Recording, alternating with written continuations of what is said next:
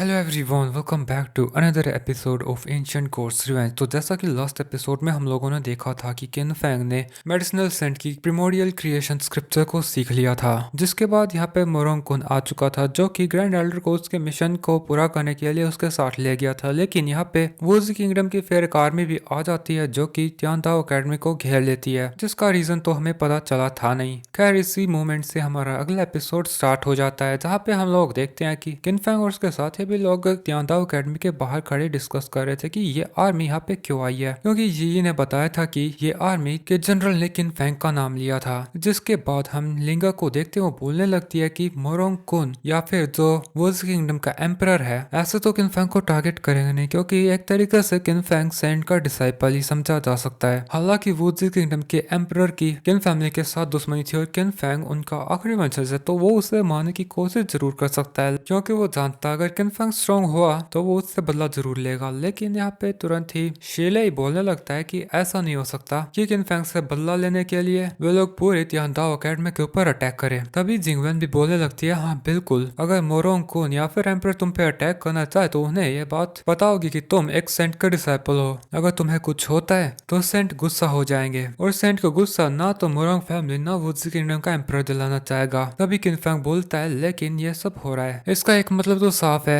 कि ये लोग सेंट्स को बिल्कुल भी कंसिडर नहीं कर रहे हैं। मुझे लगता है कि उनका कुछ और प्लान भी है। हमारे कॉन्टिनेंट में सेंट से पावरफुल तो कोई है नहीं, तो सेंट का सामना करने के लिए जो पावर उन्हें कहां से मिल रही है। तभी जिंगवन बोलती है कि होली टेंपल कोई ऐसी वैसी जगह नहीं है, एंशिएंट टाइम से ही उनके पास सबसे पावरफुल मिलिट्री फोर्स है। मैं यकीन से कह सकती हूँ कि पूरे कॉन्टिनेंट में तो उस एंशिएंट आर्मी का सामना कोई नहीं कर सकता। अब एक ही पॉसिबिलिटी बचती है कि उनके सपोर्टर्स ह्यूमन रेस तो बिल्कुल भी नहीं है। जिस पे किनफेंग भी बोलता है, सीनियर सिस्टर बिल्कुल मुझे भी ऐसा लगता है, और हम लोग तो ये सब कुछ फेस कर चुके हैं। हमने तो देखा था कि सीक्रेट रेल में डीमन वर्ल्ड से कनेक्ट करने का पैसेज था, और वैसा सीक्रेट पैसेज दोनों रेल्स में था। अब उसके ये बात बोलते ही तो हर कोई शांत हो जाता है। शायद सबके मन में एक ही बात चल रही थी कि क्या मोरोंग फैमिली एंशिएंट डीमंस के साथ मिल चुकी है। सिले भी इसी बात को सबको बोलता है। उसके ऐसा बोलते ये तो काफी ज्यादा घबरा जाती है, वो मना करने लगती है, ऐसा बिल्कुल नहीं हो सकता, मेरे फादर ट्रेटर नहीं हो सकते हैं, ये इम्पॉसिबल है, मेरे फादर ह्यूमन रेस को बिट्रे कभी नहीं करेंगे। शिले इस बात से थोड़ा सैड हो जाता है और वो मना करने की कोशिश करता है, लेकिन तभी जिंगवेन बोलने लगती है कि मोरोंग फैमिली अगर डीमंस के साथ नहीं मिली है तो वे लोग सेंट्स के अगेंस्ट कैसे जा सकते हैं, तो ये भी तो एक तरीके से ह्यूमन रेस के लिए बिट्रेयल ही है। अब ये तो काफी ज्यादा परेशान हो जाती है जिंगवेन की बात सुन के। वो अभी भी मना कर जा सकती थी, ऐसा बिल्कुल नहीं हो सकता,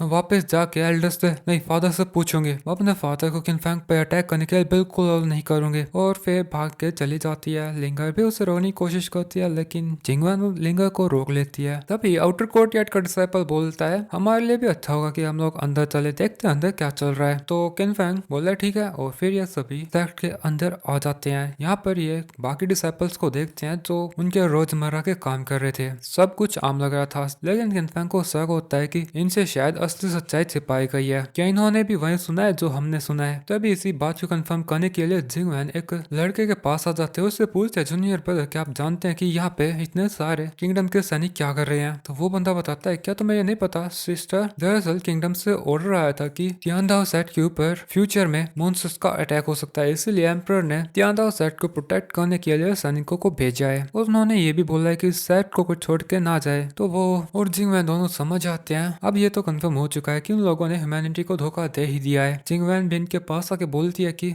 सेंट को सच्चाई ना पता चला, इसलिए उन्होंने लोगों को बाहर जाने से रिस्ट्रिक्ट किया है। किनफैंग आगे अब तुम्हें सावधान रहना होगा। तो भी बोलता है, बिल्कुल मैं जानता हूँ। लेकिन तभी पूरे तियांदाओ सेक्ट के अंदर काफी जोर से आवाज गूंजने लगती है, किनफैंग कहाँ है, और हमें एक लड़के को यहाँ पे आते हुए दिखाया जाता है। तब उसे यहाँ पे आता देखकर सारे डिसिपल्स भी इकट्ठा हो जाते हैं। अब वह लड़का जोड़ते हुए आया था नीचे आ जाता है, और वो खुद का नाम बताते हुए बोलता है, मैं हूँ ची शाओ, और मैं यहाँ पे किनफैंग को चैलेंज करने आया हूँ। अब उसने जैसे ही उसका नाम बोला था ची शाओ, यहाँ पे मौजूद दूसरे डिसिपल्स समझ जाते हैं कि ये बंदा तो होली सन्स के लिस्ट में 10th प्लेस पे है, और ये तो असेंशियन रिल में, जब मैं इसके बारे में लास्ट में सुना था, इसने हजारों डीमन मॉन्स्टर्स को मारा है, लेकिन ये किनफैंग को क्यों चैलेंज करेगा। जिस पे दूसरा लड़का बोलने लगता है, जूनियर ब्रदर किनफैंग सीधा ही 3rd प्लेस के ऊपर पहुंच गया। ऐसा लगता है कि वो इस बात से कन्विंस नहीं है, और यहाँ पे किनफैंग को चैलेंज करने के लिए चला आ गया। ये बात तो आम है कि कुछ लोगों को है उन और अर्थ के बीच का डिफरेंस पता नहीं होता, और दूसरों के टैलेंट से जलते हैं। यहाँ पे पास में किनफैंग भी खड़ा था, और उसको जिंगवेन पूछती है कि क्या तुम इसके चैलेंज को एक्सेप्ट करोगे, तो वो भी बोलने लगता है अगर मैं ऐसे एरो गैरो के चैलेंज को एक्सेप्ट करने लगा तो मेरी कोई रिस्पेक्ट नहीं करेगा। लेकिन इधर जो एक की चाव था वो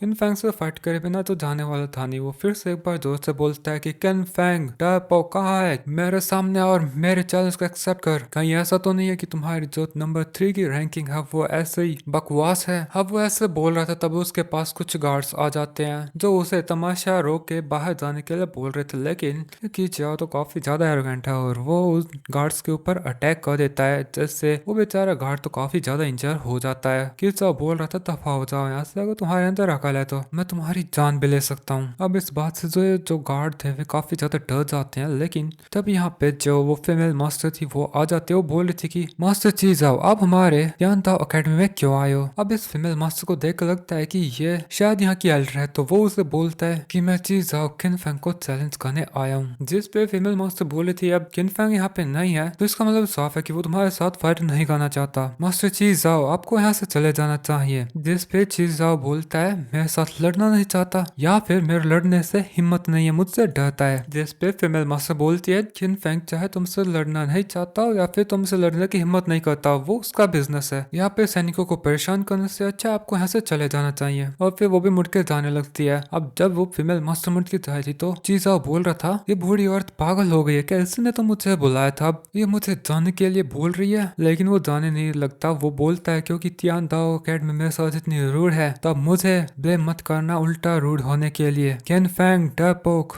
मैं नहीं जानता कि तुमने होली संट्स लिस्ट के अंदर 3rd प्लेस कैसे पाई, लेकिन मैं चीज आओ इससे संतुष्ट नहीं हो। अबे कि अभी बाहर आ, नहीं तो मैं तुम्हारी तियांदाओ अकेडमी को तहस नहस कर दूंगा। अब तियांदाओ अकेडमी को तहस नहस करने की बात आई तो यहाँ पे जो ओल्ड डिसिपल्स थे वे उसके सामने आके बोलने लगते हैं कि तेरी हिम्मत कैसे हो ऐसे बात करने की, तुम इतने ज्यादा वल्गर कैसे हो सकते हो, माना कि तुम होली सन हो लेकिन तुम्हारे अंदर अकल नाम की कोई भी चीज नहीं है। साथियों चलो इसे सबक सिखाएं, ये 10th रैंकिंग पे है तो क्या हुआ, ये हम सबका तो सामना नहीं कर पाएगा। जिस पे चीज आओ बोलता है तो तुम सब लोग मुझसे फाइट करोगे, चलो आओ मैं भी देखता हूँ कि तियांदा अकेडमी के डिसिपल्स कितने स्ट्रॉन्ग है। तो जो तियांदा अकेडमी के डिसिपल्स थे वे भी उसके ऊपर काफी गुस्से में अटैक कर देते हैं। तभी चीज आओ उसके स्फीयर से बस एक ही अटैक करता है, जिससे जो सारे डिसिपल्स थे उनको काफी खतरनाक इलेक्ट्रिक शॉक्स लगते हैं और वे लोग वापस से पीछे की साइड गिर गए थे। इस बात में खड़े भी नहीं हो पाते। चीजा उनको बोलता है तुम सब तो खतरे हो, मेरे एक अटैक तक का सामना नहीं कर पाए। लेकिन तभी इसी मोमेंट पे कुछ डिसिपल के पीछे से किन फैंग की आवाज आती है कि चीजा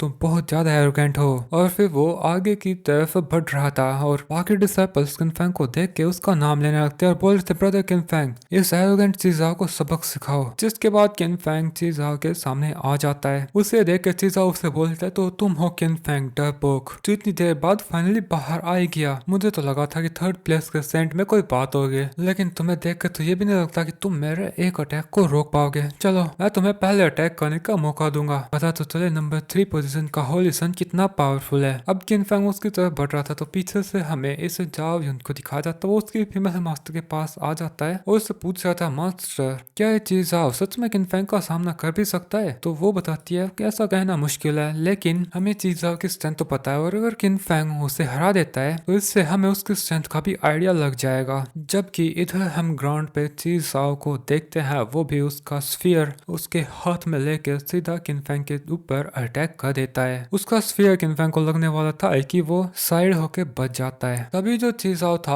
आसमान के अंदर जाके उसके थंडर गोड स्फीयर नाम की टेक्निक को एक्टिवेट कर देता है, जिससे काले बादल आ जाते हैं और काफी तेज तेज की बिजलियां निकल रही थी और उसका ये अटैक करते ही दोस्तों एपिसोड जल्दी खत्म हो जाता है।